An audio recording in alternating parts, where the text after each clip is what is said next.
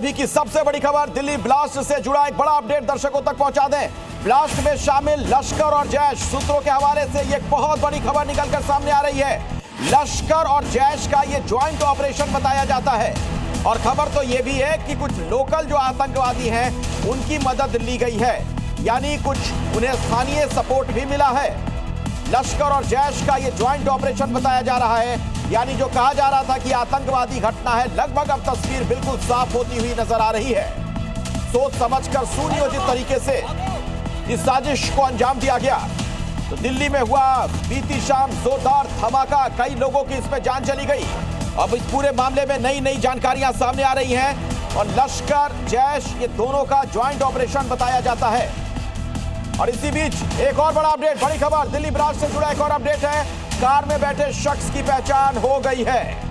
तो कार में बैठा शख्स उमर बताया जाता है। उमर की फोटो भी सामने आ गई है। इस वक्त आप देख रहे हैं जी न्यूज पर।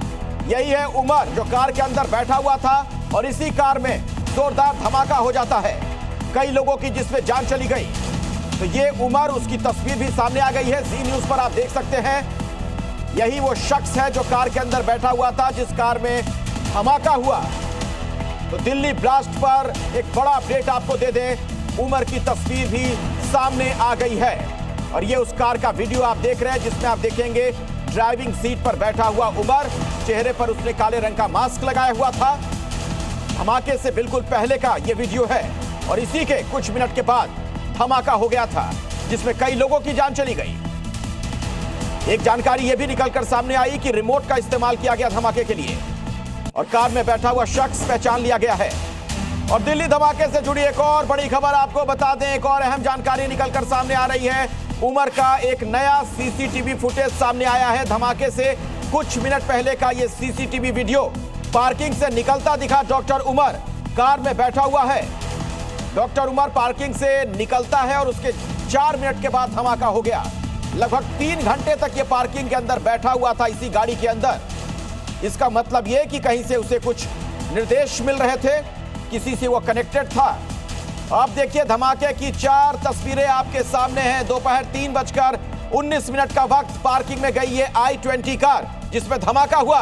करीब 3 घंटे तक गाड़ी वहीं खड़ी रहती है और उसके बाद देखिए आप तस्वीर, जब कार बाहर आती है उस दौरान 6:22 का वक्त, पार्किंग से निकली है i20। 6:23 में आप देख रहे हैं गाड़ी में दिखा उमर और 6:52 का वक्त जब ये जोरदार धमाका हुआ और धमाके के बाद मच गई अफरा तफरी। इस हमले में फरीदाबाद मॉड्यूल पर शक है और यही वो गाड़ी, ये वीडियो जो आपके सामने है जिसमें धमाका हुआ और इसके अंदर बैठा हुआ था उमर, जिसकी तस्वीर भी हमने आपको दिखाई है। अब सवाल यह कि उमर को आखिर कहां से निर्देश मिल रहा था। तमाम जो फोन नंबर्स हैं उन्हें भी खंगाला जा रहा है, चप्पे चप्पे की तलाशी ली जा रही है। आसपास के जो होटल्स हैं वहां से भी जानकारी जुटाई जा रही है, कौन लोग वहां पर रुके थे। कुछ संदिग्धों को बाकायदा हिरासत में लिया गया है और उनसे भी पूछताछ की जा रही है। और ये पूरा जो इलाका है वहां पर अभी एजेंसियां मौजूद।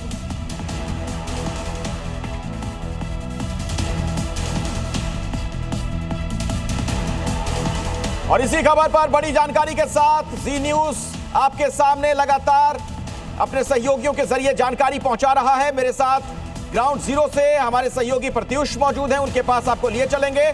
अमित भारद्वाज है हमारे साथ, राजू राज भी जुड़ गए हैं, उनके पास भी हम चलेंगे, जानेंगे उनसे कि अभी वहां पर क्या कुछ चल रहा है। और कुछ ही देर में गृह मंत्रालय की एक बड़ी बैठक भी होनी है, 9:30 बजे का वक्त, यानी अभी से आधे घंटे के बाद यह बैठक शुरू हो जाएगी। इस हमले में पूरी जानकारी गृह मंत्री अमित शाह को दी जाएगी। तो अब तक की जो तफ्तीश है उसमें क्या बातें सामने आई हैं इसके बारे में बताया जाएगा। और अमित भारद्वाज के पास मैं फिलहाल आपको लिए चलता हूं, राजू राज के पास चल लेते हैं, उनके पास कुछ बड़ी जानकारी है। राजू, क्या पता चल पा रहा है आपको?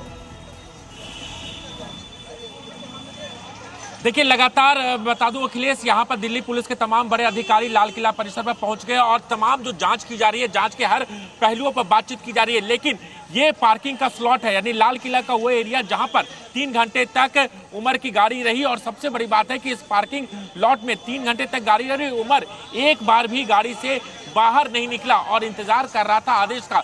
उसके बाद शाम को 6:32 के बाद ये गाड़ी यहाँ से निकलती है। इस गाड़ी के निकलने के दो रास्ते हैं। एक ये जो रास्ता आप देख रहे हैं, ये रास्ता सीधे आपको दरियागंज के होते हुए, लाल बत्ती पे होते हुए, आपको गौरी शंकर मंदिर होते हुए, यू टर्न लेते हुए लाल किले के उस जगह पर पहुंचेगी, मेट्रो के गेट नंबर 1 पर, जहां पर यह ब्लास्ट हुआ था। और दूसरा रास्ता ये है जो यहाँ पर कोतवाली होते हुए लाल किले के पीछे वाले साइड, जो पेट्रोल पंप के आगे वाले रास्ते से वो आगे होते हुए वहां तक पहुंचती है। यानी दो रास्ते, किस रास्ते का इस्तेमाल किया गया, इसकी मैपिंग दिल्ली पुलिस के द्वारा की जा रही है। और यही वजह है कि दिल्ली पुलिस के अलावा एनएसजी की टीम, सीआरपीएफ की टीम, तमाम कमांडो टीम यहाँ पर पहुंची है और तमाम बड़े अधिकारी यहाँ पर मीटिंग कर रहे हैं। और जिन लोगों को हिरासत में लिया गया है, पूछताछ की जा रही है, क्योंकि कल बीती रात दरियागंज इलाके में तमाम जितने होटल्स हैं, लॉज हैं, वहां पर चेकिंग अभियान चलाया गया, रजिस्टर चेक किया गया। उसके बाद कुछ लोगों से पूछताछ की गई और अभी भी इन अधिकारियों का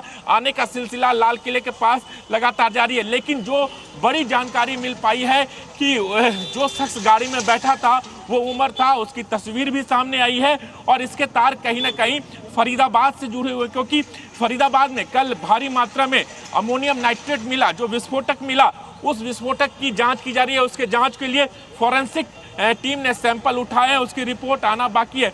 दूसरी जो सबसे महत्वपूर्ण बात अब तक सामने आई है कि इस पूरे मामले में एक्सप्लोसिव एक्ट के तहत पुलिस ने मुकदमा दर्ज किया, यूएपीए के तहत मुकदमा दर्ज किया और ये इसलिए इसको हम लोग फिदाइन अटैक से भी जोड़कर देखा जा रहा है।